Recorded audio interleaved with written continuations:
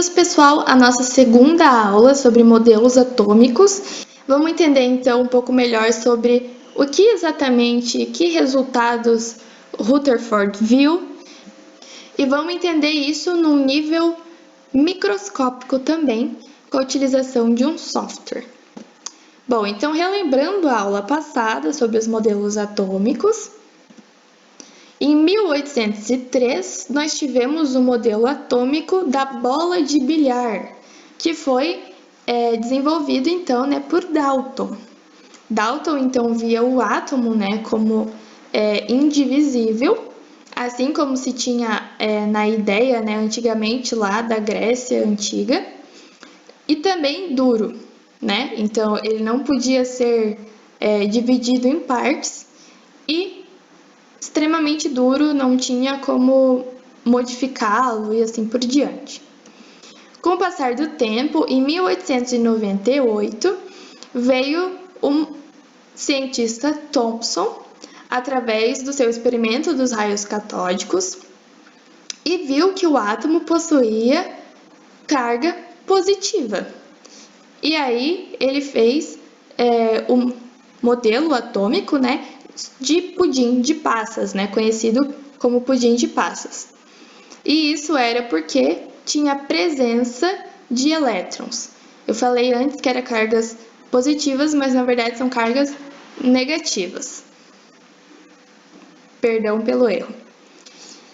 Com o passar do tempo também, mas bem menos tempo agora, em 1911 veio o cientista Rutherford e, através do seu experimento, que é o que nós vamos entender um pouco melhor, ele trouxe a ideia de um modelo atômico conhecido como planetário, que é basicamente o átomo constituído de um núcleo positivo e os elétrons estarem orbitando em volta desse núcleo, como o nosso sistema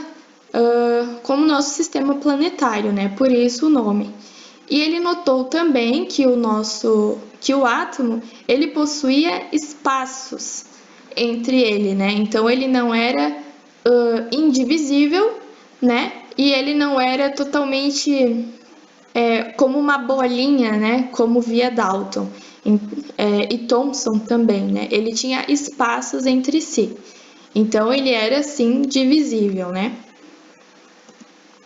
E aí, em 1913, cada vez mais perto, mais próximo esse tempo, pela evolução da tecnologia, do conhecimento, das condições, de experimento também, e também o interesse dos cientistas, em querer desvendar esse mistério, de como é o átomo, Veio então Bohr, que muitas vezes o modelo de Bohr, ele é conhecido como Rutherford Bohr, porque ele é muito parecido com o modelo de Rutherford, só que dessa vez, Bohr ele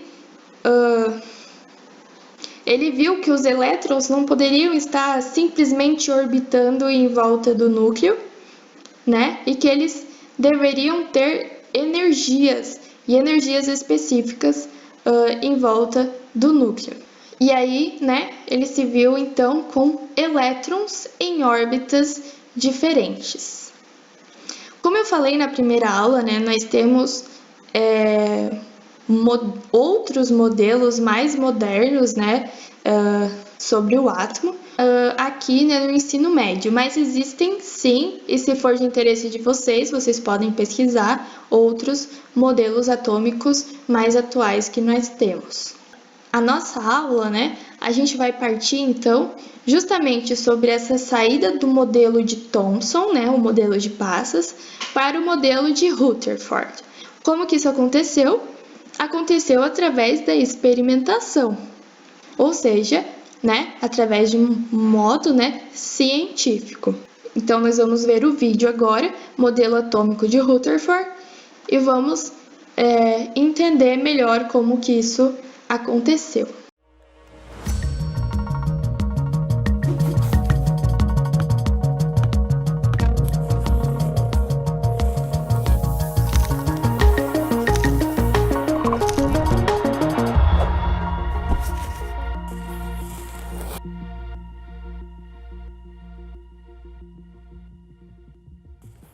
No último vídeo nós vimos que o modelo de Thomson foi desenvolvido porque o modelo de Dalton dizia que o átomo é indivisível. Só que os experimentos de Thomson e a descoberta do elétron como uma partícula subatômica diziam o contrário. Como resultado, nós precisamos de um novo modelo para o átomo. E essa é uma diferença grande com os modelos gregos da Grécia Antiga. Os experimentos refutam modelos e geram resultados experimentais novos, que por sua vez motivam o surgimento de novos modelos. Isso, é claro, quando o experimento está correto. Resultados novos na ciência costumam ser tratados com cautela e ceticismo, que é bastante saudável. Erros experimentais acontecem e nós temos que levar isso em conta. Um grande exemplo de um problema experimental foi quando, em 2011, cientistas acharam que tinham medido neutrinos mais rápidos do que a velocidade da luz no vácuo, e isso os deixou espantados. Essa descoberta contrariava totalmente os modelos da física mais atuais, mas avaliando cuidadosamente os experimentos, foi observado que um cabo frouxo de um relógio digital era responsável por esses erros experimentais. Mas e se o experimento estivesse certo? E se nós realmente tivéssemos medido neutrinos mais rápidos do que a luz? Bom, primeiramente nós teríamos que fazer muitos outros experimentos para ter certeza de que aqueles resultados faziam sentido. E caso fosse verdade, neutrinos poderiam viajar mais rápido do que a luz, a única coisa que nós poderíamos fazer seria pensar em uma nova teoria. Foi o que o Thomson fez com relação ao seu átomo. O experimento dele mostrou que o átomo de Dalton era, no mínimo, impreciso. E agora nós veremos como o modelo de Thomson também não era o mais adequado e foi quebrado devido a resultados experimentais de Geiger, Marsden e Rutherford. O objetivo dos experimentos era estudar o espalhamento de partículas alfa por átomos. E isso é uma maneira chique de dizer que eles queriam estudar o que acontece quando essa partícula bate num átomo. Partículas alfa são iguais ao núcleo de um átomo de hélio, ou seja, um átomo de hélio que perdeu 2 elétrons. Mas Rutherford não sabia disso, pelo menos não com essas palavras. A ideia de que átomos tinham um núcleo só surgiu depois desses experimentos. A ideia do experimento era a seguinte: um átomo radioativo emite partículas alfa por uma abertura que tinha o objetivo de deixar o feixe o mais estreito possível. Esse feixe atingia uma folha de ouro extremamente fina, tão fina que ela era aproximadamente da espessura de uma bactéria. Ao redor do experimento, um microscópio era acoplado a um detector que produzia luz sempre que ele era atingido por uma partícula alfa. O objetivo é que dessa maneira eles poderiam observar as partículas alfa espalhadas, que foram desviadas pela interação com os átomos na folha de ouro. Se você colocasse o microscópio numa posição e jogasse muitas partículas, você poderia calcular qual é a chance de a partícula alfa ser desviada naquela direção. E a ideia era fazer isso para todas as posições possíveis ao redor, porque assim eles poderiam medir completamente o espalhamento. E acreditem, esse processo todo demorou alguns anos de experimentos diários. As partículas alfa têm carga positiva, e se nós lembrarmos do átomo de Thomson, o átomo é uma esfera de carga positiva uniformemente distribuída com os elétrons colados na sua superfície. Logo, as partículas alfa interagem por meio da força de Coulomb devido tanto às cargas positivas quanto às negativas dentro do átomo. Como a massa da partícula alfa é aproximadamente 8.000 vezes maior do que a massa do elétron, a interação elétrica entre os dois praticamente não deveria desviar a partícula alfa. Por outro lado, a carga positiva do átomo estaria distribuída uniformemente dentro do raio atômico. E o átomo era pensado não como algo sólido, mas viscoso em que as partículas alfa passariam dentro dele. Logo, não existiriam grandes desvios também. Então esperava-se pequenos desvios na trajetória das partículas alfa. Só que os resultados observados no experimento surpreenderam Rutherford. Um grande número de partículas sofreram pouca deflexão, mas algumas partículas alfa sofreram tanta deflexão que elas foram para outras direções. Algumas até foram ricocheteadas para trás. Vamos colocar o quão absurdo isso é usando as próprias palavras do Rutherford. Era quase como se disparássemos um canhão de 15 polegadas contra um lenço de papel e ele fosse defletido para trás atingindo você. E a imagem mental que isso faz é extremamente assustadora. Por causa disso, Rutherford chegou à conclusão de que esse ricocheteamento deveria acontecer somente por conta de uma interação. Se ele utilizasse o modelo de Thomson para fazer as contas, era impossível de fazer os dados concordarem com os resultados experimentais. Então, talvez o modelo do átomo estivesse errado. Para que existissem espalhamentos da mesma ordem de grandeza do que o observado nos experimentos, o átomo deveria ser um sistema em que a maior parte da sua massa estaria concentrada no seu centro em um núcleo pequeno. E aqui surge a ideia de um átomo com um núcleo duro e de cargas positivas no centro. O modelo de Rutherford consiste de um núcleo de carga positiva concentrando a maior parte da massa de um átomo. E os elétrons ficariam em volta do núcleo, com um raio na ordem de grandeza de 10 na menos 10 metros, uma medida especial que nós chamamos de Angstrom. O modelo de Rutherford foi apelidado de modelo planetário, justamente por ele se parecer com o nosso sistema solar. O núcleo seria o Sol e os elétrons seriam os planetas em volta do Sol.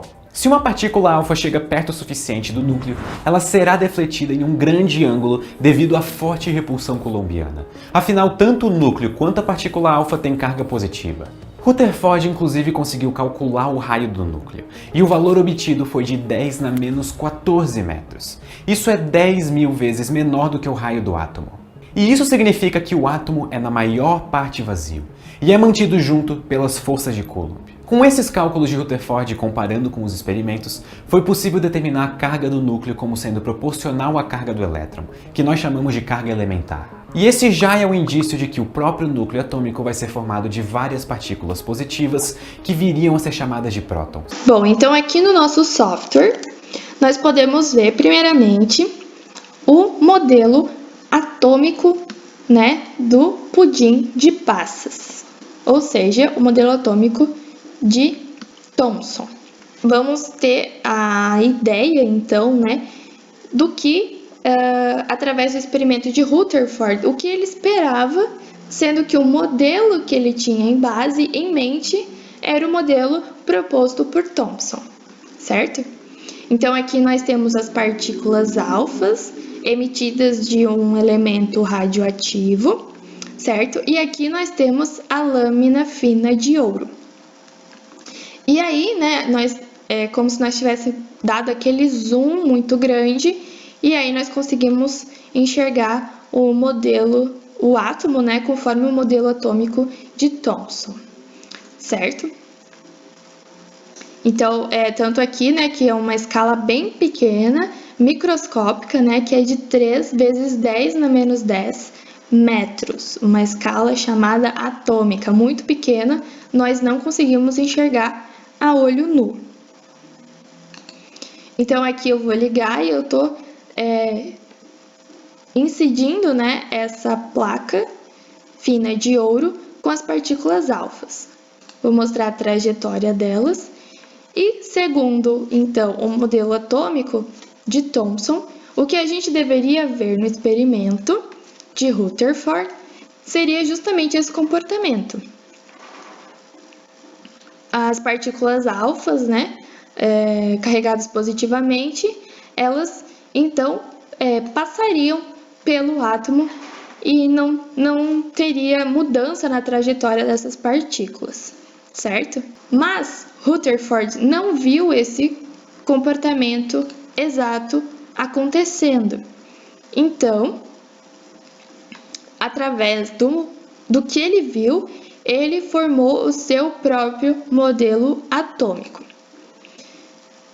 Então, vamos analisar aqui, segundo o que Rutherford viu e conforme o modelo proposto por ele. Já podemos ver que é bem diferente, né? Aqui nós temos o núcleo bem pequeno e também em relação à eletrosfera, que é onde ficariam, então, os elétrons, né? Orbitando em volta do núcleo, segundo o modelo planetário de Rutherford. Então, vamos ver aqui, né, o que aconteceu, né, quais foram os resultados obtidos por Rutherford, para ver se realmente faz sentido esse modelo que ele fez. Então, nós temos aqui, né, as partículas alfa sendo liberadas, né, no sentido da placa, e eu vou colocar aqui a trajetória para a gente enxergar melhor esse comportamento das partículas alfas em contato com o átomo. Então, se vocês notarem, né, eu vou dar uma pausa para a gente avaliar exatamente o que está acontecendo aqui. Vocês podem notar, né, que nós temos bastante partículas alfa que estão passando reto pelos átomos, né, não encostam em nada e continuam reto, assim como Rutherford viu, né, no seu experimento. Então, faz sentido, né, nesse ponto de vista, as ideias de Rutherford sobre o átomo. E nós podemos ver também que, dependendo do ângulo, né, que essas partículas alfas se achegam perto do núcleo, né, que também é positivo, assim como as partículas alfa, elas têm uma mudança na sua trajetória. Então a gente tem essas partículas indo, né, tendo uma mudança na angulação, né, da direção original a que essas partículas estavam anteriormente, né, antes do contato com o núcleo. Então nós temos aí, né, essas angulações, né, o que faz totalmente sentido. Olha só, essa partícula aqui, ela chegou nessa direção, né, muito próxima ao núcleo, e ela teve uma angulação na sua trajetória. E essa partícula aqui, ela veio de um ângulo diferente, chegou, né, perto desse átomo, desse núcleo, de um ângulo diferente, e ela teve uma angulação bem maior, totalmente diferente, né, explicando as angulações vistas por Rutherford. Então, através desse experimento de Rutherford, essas foram as análises dele e esse foi o modelo proposto por Rutherford a partir dessas análises de experimentos, certo? Então, muito interessante ver como que um modelo, né, que saiu desse modelo aqui, né, do pudim de passas, a partir da experimentação chegou nesse modelo bem diferente, né? Então agora o átomo ele tinha espaços, tinha a eletrosfera onde ficavam os elétrons, né? Tinha um núcleo positivo muito pequeno em relação à eletrosfera, positivo também, né? E um modelo atômico bem diferente mesmo do proposto por Thomson. Bom, então como a gente viu no vídeo e a gente viu através daquele software, o experimento de Rutherford ele foi contido por uma caixa de chumbo, ou seja, um elemento radioativo que liberava então partículas alfa que são carregadas positivamente, né?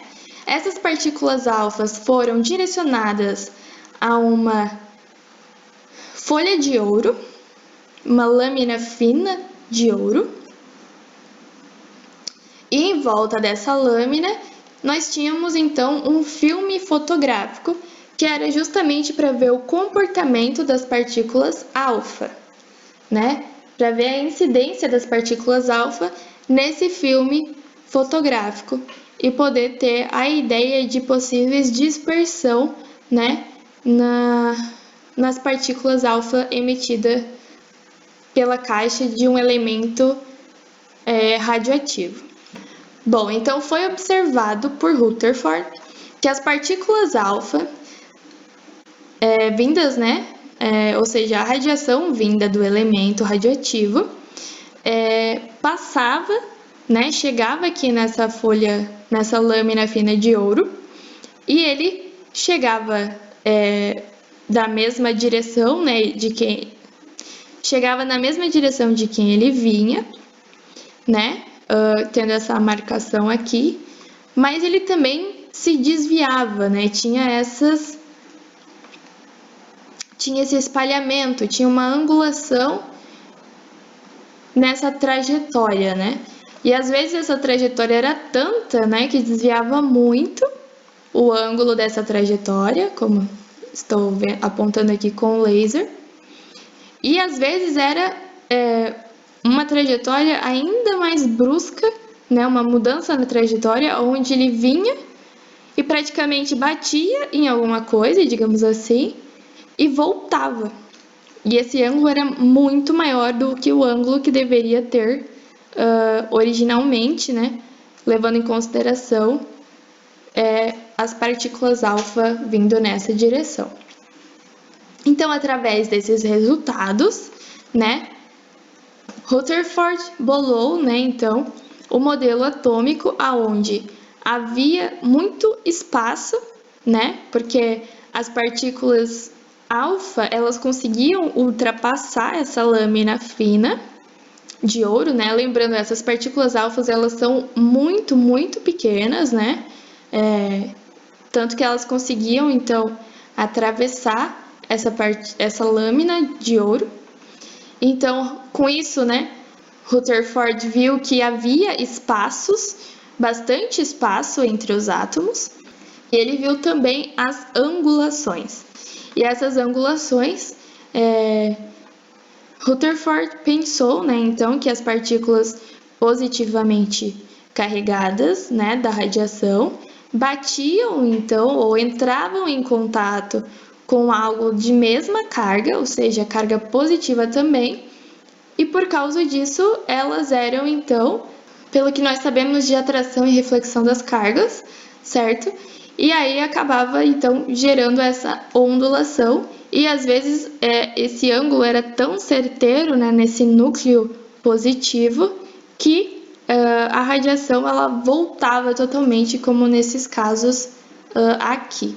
Então, dependeria, né, do ângulo, essa angulação, então dependeria realmente do ângulo em que essa partícula alfa bate no núcleo positivo.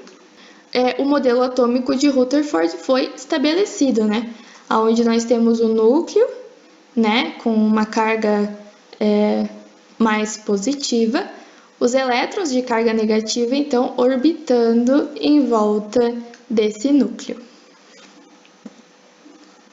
Bom, pessoal, então agora que nós já destrinchamos, já entendemos melhor como que o modelo atômico de Rutherford foi formado através da experimentação, né, ou seja, através de um método científico, vocês vão então ter 25 minutos para completar o relatório, né, na parte de experimento de Rutherford. E aí nós nos vemos na próxima aula.